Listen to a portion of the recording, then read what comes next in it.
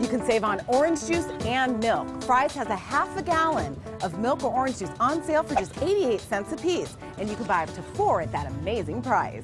Fry's is having their case sale this week, and you can save on Campbell's cream of mushroom or chicken soup. If you buy a case of 48 cans, it'll cost you just 83 cents per can.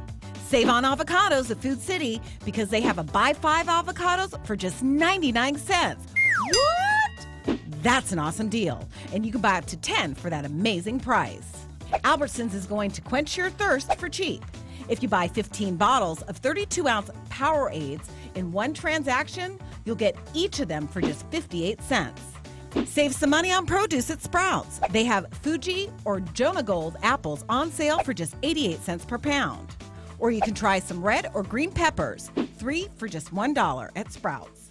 Have a roast for a great price. Bashas' has chuck roast on sale for $1.88 per pound, and you can purchase 2 packs for that price.